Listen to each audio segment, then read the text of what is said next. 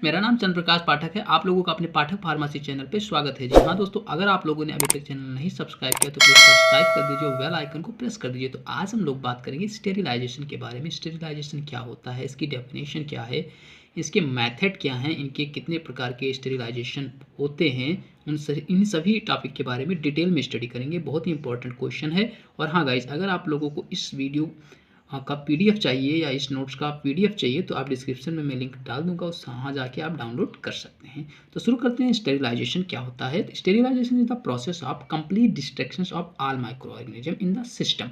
मतलब कह सकते हैं स्टेरिलाइजेशन एक ऐसा प्रोसेस होता है जिसमें क्या होता है, सिस्टम से जो माइक्रो ऑर्गेनिज्म होते हैं उनका कंप्लीट डिस्ट्रक्शन होता है। मतलब उसमें से वो रिमूव कर दिए जाते हैं या किल कर दिए जाते हैं। जो सिस्टम मतलब किसी प्रकार का इंस्ट्रूमेंट हो गया, फॉरसेप हो गया, या इंस्ट्रूमेंट अदर इंस्ट्रूमेंट हो गया, या जो सर्जिकल इंस्ट्रूमेंट हो गया, यानी जो भी इंस्ट्रूमेंट है वो एक सिस्टम में होता है। और उसमें से क्या होता है, जब स्टेरिलाइज किया जाता है तो उसमें से माइक्रो ऑर्गेनिजम्स क्या होते हैं, कंप्लीट डिस्ट्रैक्ट हो जाते हैं। मतलब उसमें से नष्ट हो जाते हैं micro organism.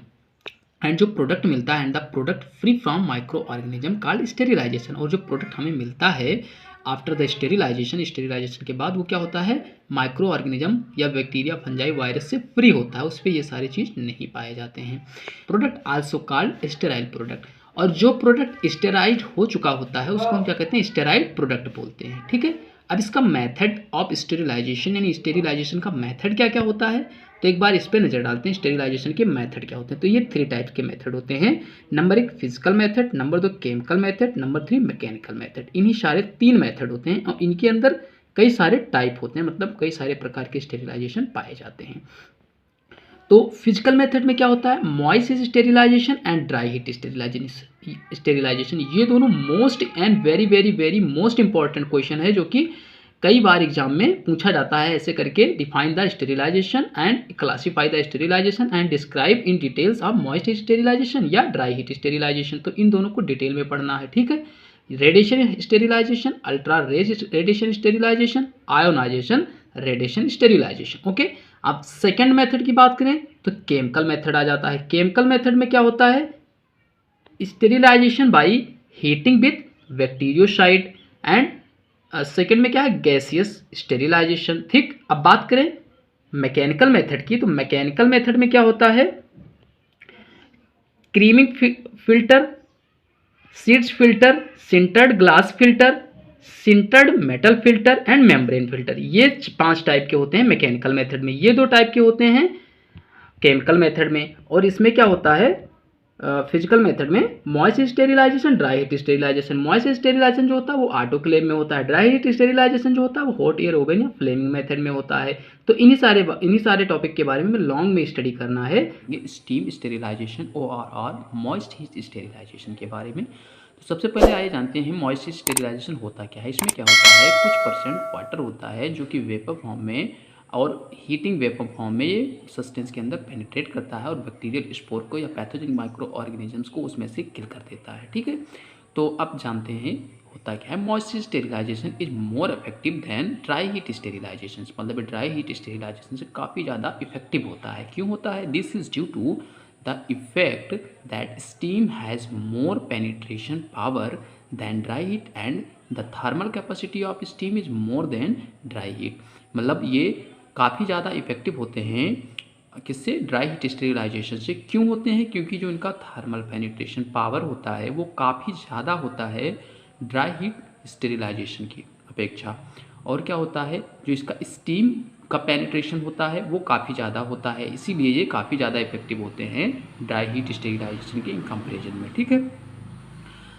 And this method is very useful for the killing of bacterial spore. और ये जो मॉइस्ट स्टेरिलाइजेशन होता है ये स्टेरिलाइजेशन काफ़ी ज़्यादा इफेक्टिव होता है बैक्टीरियल स्पोर को किल करने के लिए। ठीक है गाइज। बात इसके टाइम की, तो the time are normally employed for sterilisation by heating in autoclave. यानी ऑटोक्लेव एक इंस्ट्रूमेंट होता है जिसमें ये मॉइस्ट स्टेरिलाइजेशन की प्रोसेस डन होती है। ठीक है। तो जो इसका टाइम होता है, time duration on the temperature, तो जिसका जो टाइमिंग होता है वो टेम्परेचर पे डिपेंड करता है। होल्डिंग टेम्परेचर कितना है, 115 से 118 डिग्री सेल्सियस होगा। तो किसी सस्टेंस को उस ऑटोक्लेव में 30 मिनट तक हमें रखना होगा और 115 से 18 डिग्री सेल्सियस टेम्परेचर करना होगा। ठीक है। तो वो स्टेरिलाइज्ड हो जाएगा। अगर टेम्परेचर घटाते हैं बढ़ाते हैं 121 से 124 डिग्री सेल्सियस करते हैं तब टाइम ऑफ ड्यूरेशन कम हो जाएगा, तो यहाँ पर 15 मिनट ही रखा जाएगा। अगर टेम्परेचर और बढ़ा देते हैं 126 से 129 डिग्री सेल्सियस करते हैं तो यहाँ टाइम ऑफ ड्यूरेशन और कम हो जाएगा, 10 ही मिनट रखा जाएगा। अगर टेम्परेचर 134 से 138 डिग्री सेल्सियस करते हैं तो टाइम ऑफ ड्यूरेशन 5 मिनट हो जाएगा। ठीक है गाइस, समझ में आ गया। बात करें ऑटोक्लेव की तो moist heat is done on in an autoclave, मतलब मॉइस्ट हीट जो स्टेरिलाइजेशन होता है किसमें होता है, ऑटोक्लेव में हो जाता है, जो कि बना होता है it consist of strong metallic chamber, काफ़ी ज़्यादा स्ट्रॉन्ग होता है और एक मेटेलिक चैम्बर से बना होता है, जो क्या होता है usually made up of stainless steel, जो ऐसा मेटल होता है जिसमें क्या हो स्टेन मतलब जंग ना लगता हो। ठीक है, it has A cover fitted with A steam went, और स्टीम वेंट से क्या होता है कवर्ड होता है और फिट होता है, ए प्रेशर गाज, और प्रेशर गाज भी होता है साथ में, एंड ए सेफ्टी वॉल भी होता है। ठीक, rubber basket is fitted on the inner side, और इनर साइड में क्या होता है रबर बास्केट होता है ऑफ द लिड, लिड मतलब ढक्कन की जो इनर साइड होता है उसमें क्या होता है रबर बास्केट लगा होता है। In order to make autoclave air tight, जो कि क्या करता है ऑटोक्लेव को ईयर टाइट कंटेनर के रूप में बनाता है। The electrically heated element is fitted at the bottom to heat the water to convert into the steam. अब क्या होता है उसमें एक स्विच लगी होती है, यानी जो इलेक्ट्रिकली हीट करता है उस एलिमेंट को, और क्या करता है बॉटम लेयर को हीट कर देता है, और वाटर जो होता है बॉटम में होता है वो क्या हो जाता है कन्वर्ट हो जाता है इनटू स्टीम, यानी भाप में बदल जाता है। And the perforated inner chamber is placed on the stand, और जो इनर चैम्बर होता है वो क्या होता है स्टैंड होता है, मतलब जो अंदर का चैम्बर होता है कैसा होता है स्टैंड होता है। Material to be sterilise is loosely pack, जो लूजली पैक मटेरियल होता है क्या होता है स्टेरिलाइज हो जाता है इनटू द ऑटोक्लेव। ठीक, and the autoclave is switched on to heat the water, जैसे ही ऑटोक्लेव को क्या करते हैं स्विच्ड ऑन करते हैं वो वाटर को क्या करता है हीट करता रहता है। And the went is open and safety wall is set at the required pressure, और रिक्वायर्ड प्रेशर के अनुसार हम वेंट और सेफ्टी वॉल को क्या करते हैं सेट कर देते हैं। ठीक है guys, the steam pressure that is lobes यानी स्क्वायर विथ करस्पॉन्डिंग टेम्परेचर। ठीक, अब बात करें इसके स्ट्रक्चर की ऑटोक्लेव की, तो ऑटोक्लेव का स्ट्रक्चर कुछ इस प्रकार से होता है।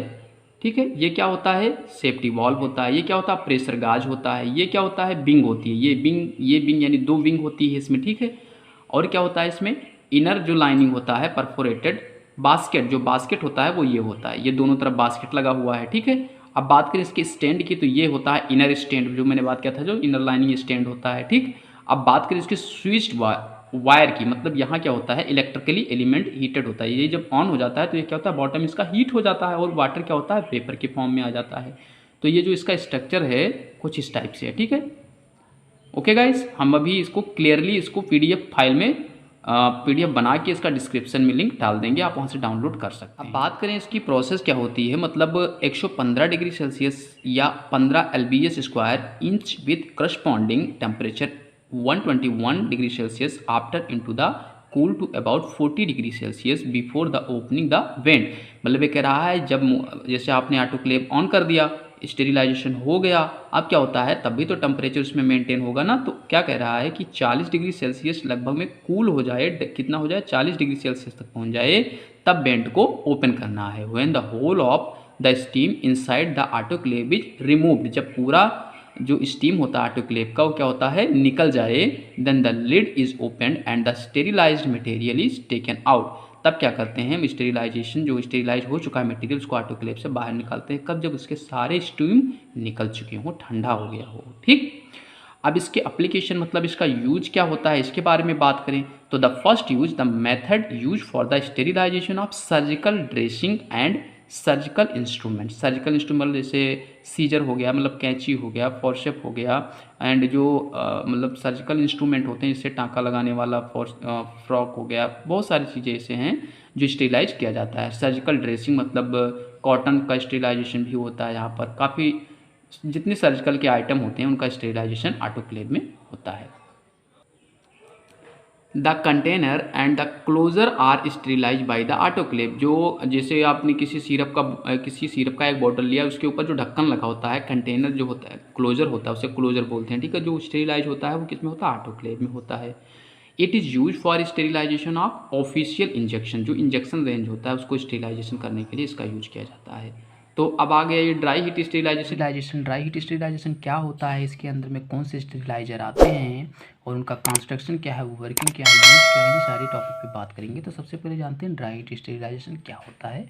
When substance which get destroyed by moist heat sterilisation और डज नॉट स्टेरिलाइज क्विट, मतलब ऐसा पदार्थ या ऐसा कोई सब्सटेंस जिसका स्टेरिलाइजेशन तो होता है पर मॉइस्ट स्टेरिलाइजेशन में नहीं हो पाता, मतलब ऑटोक्लेव में ठीक से नहीं हो पाता या कम होता है, देन ड्राई हीट स्टेरिलाइजेशन में बी रिक्वायर्ड। तो ऐसे सब्सटेंस के लिए ड्राई हीट स्टेरिलाइजेशन रिक्वायर्ड किया जाता है या रिक्वायर्ड हो सकता है। The process of dry heat sterilisation is less effective then moist sterilisation. Dry heat sterilisation का जो प्रोसेस होता है वो बहुत ही कम इफेक्टिव होता है मॉइस्ट स्टेरिलाइजेशन के कंपेरिजन में। This is due to steam more penetrate in the moist sterilisation but in case of dry heat sterilisation steam does not penetrate. मतलब जो ड्राई हीट स्टेरिलाइजेशन का प्रोसेस होता है वो कम इफेक्टिव होता है मॉइस्ट स्टेरिलाइजेशन के इन कंपेरिजन में, क्योंकि मॉइस्ट स्टेरिलाइजेशन में स्टीम का पेनिट्रेशन बहुत ही ज़्यादा होता है, उसमें स्टीम बेस पर स्टेरिलाइजेशन होता है। बट यहाँ ड्राई हीट स्टेरिलाइजेशन में कोई स्टीम नहीं होता है, ना ही कोई पेनिट्रेशन स्टीम का होता है, तो ये कम इफेक्टिव होता है in comparison of dry heat sterilisation में मेथड से। ठीक है। During dry heat sterilisation microorganism and bacterial spore are killed by oxidation near about 160 degree Celsius for 1 hour something. मतलब ये इंपॉर्टेंट क्वेश्चन ये है कि ड्राई हीट स्टेरिलाइजेशन में जो माइक्रो ऑर्गेनिज्म या बैक्टीरियल स्पोर जो किल होते हैं वो किसकी मदद से होते हैं, वहाँ तो स्टीम की मदद से होते थे, यहाँ ऑक्सीडेशन होता है। यानी सब्सटेंस के ऊपर अगर मान लीजिए जो पेन है इसके ऊपर अगर मैथोजेनिक माइक्रो ऑर्गेनिज्म हैं, अगर इसको स्टेरिलाइज करना होगा और ड्राई हीट स्टेरिलाइजेशन से हम इसे स्टेरिलाइज करेंगे तो इसके ऊपर जो माइक्रो ऑर्गेनिज्म होंगे उनका ऑक्सीडेशन होगा, उसके बाद वो उनके स्पोर किल हो जाएंगे। ठीक है। अब बात करें फ्लेमिंग मेथड नंबर 1, इसमें क्या होता है ड्राई हीट में नंबर 1 मेथड क्या होता है फ्लेमिंग मेथड। बहुत ही सिंपलेस्ट, बहुत ही आसान तरीके से इसका स्टेरिलाइजेशन किया जाता है इस मेथड का। तो number 1 flaming method. Flaming method में क्या होता है, flaming is the simplest method of the dry heat sterilisation का सबसे साधारण और आसान मेथड है, in which the material to be sterilise is kept in the hot part of the burner flame. मतलब जो मटेरियल स्टेरिलाइज किया जाता है और स्टेरिलाइज हो चुका होता है उसको कुछ समय के लिए हमें बर्नर, जो फ्लेम का बर्नर होता है उसके ऊपर रखने के लिए कुछ देर के लिए छोड़ देते हैं उसी पर फॉर ए फ्यू सेकेंड। ठीक है। And the process repeated several times, और इसी प्रक्रिया को हम कई बार लगातार दोहराते रहते हैं। The method is generally use for those material which are to be use immediately, और इस मेथड का यूज उस पदार्थ के लिए किया जाता है, स्टेरिलाइज किया जाता है जिसका यूज हमें तुरंत या तत्काल में चाहिए, जैसे फोर्सेप हो गया, निडल हो गया, ठीक है, नाइफ हो गया, एक्सेट्रा। इन सारे मेथड में हमें इन सब का स्टेरिलाइजेशन प्रोसेस में इसका यूज किया जाता है, इन सबको स्टेरिलाइज करने के लिए इस मेथड का यूज किया जाता है। This method does not reliable for sterilise greasy और ऑयली मटेरियल्स। मतलब ये मेथड आसान तो है, सिंपल तो है, लेकिन इस मेथड का यूज ग्रॉसी या ऑयली मटेरियल को स्टेरिलाइज करने के लिए नहीं किया जाता। बात करें हॉट एयर ओवन की, हॉट एयर ओवन और a dry heat steriliser consist of, मतलब बना कैसे होता है, इसका यूज क्या है, इसका एप्लीकेशन क्या है, ये सारे टॉपिक पे बात करेंगे। तो हॉट एयर ओवन जो स्टेरिलाइजर होता है वो बना होता है ऑफ ए मेटेलिक चैम्बर और एल्युमिनियम। मतलब एक मेटेलिक चैम्बर होता है वो एल्युमिनियम का भी हो सकता है और स्टेनलेस स्टील का भी हो सकता है। स्टेनलेस स्टील मतलब जंगरोधी स्टील। हुई चीज़ इलेक्ट्रिकली हीटेड, जो कि इलेक्ट्रिसिटी पास होता है तब वो हीट होता है। थर्मोस्टेटिकली कंट्रोल, जो अपना थर्मल कैपेसिटी होता है उसके ऊपर वो कंट्रोल रखता है। The chamber of the oven has double wall, double wall का चैम्बर होता है इसका। Which are separate from each other, एक दूसरे से अलग होते हैं by the thick layer of glass fibre insulation. एक इंसुलेशन फाइबर ग्लास का होता है जो कि क्या करता है, डबल लेयर को एक दूसरे से अलग रखता है। The inner side of the door, जो दरवाजा होता है उसका आंतरिक भाग जो होता है, is fitted with asbestos gasket that provide a tight seal to prevent heat loss. मतलब जो इनर साइड दरवाजा जो होता है इसका हॉट एयर ओवन का, वो उस पर क्या होता है, एस्बेस्टस लगा होता है, और वो क्या करता है, जो हीट का लॉस होता है उससे रोकता है वो। ठीक है, उसे रोक देता है वो। And the provide to heat loss and the heated element are fitted on the lower side of the chamber. जो हीट हो चुका होता है एलिमेंट, जो हॉट एयर ओवन को हीट करता है, जो लगा होता है वो लोअर साइड में उसके लगा होता है, ठीक है। The heated element are fitted on the lower side of the chamber. Heat is transfer from the source to the article by conduction, convection and radiation. और जो इसमें हीट जो ट्रांसफ़र होता है वो कंडक्शन से होता है, कन्वेक्शन से होता है एंड रेडिएशन से होता है, ठीक है। ये रहा हॉट एयर ओवन का स्ट्रक्चर, ये ही है हॉट एयर ओवन, ठीक है।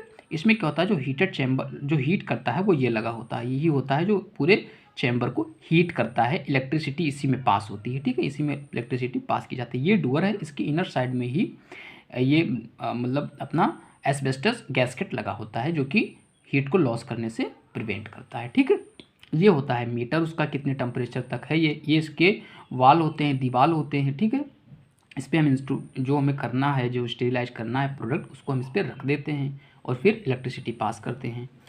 और अब बात करें इसके एप्लीकेशन की, तो it is easily quickly sterilise equipment. बहुत ही आसानी से और बहुत ही साधारण भाषा मतलब सिंपल तरीके से हो जाता है।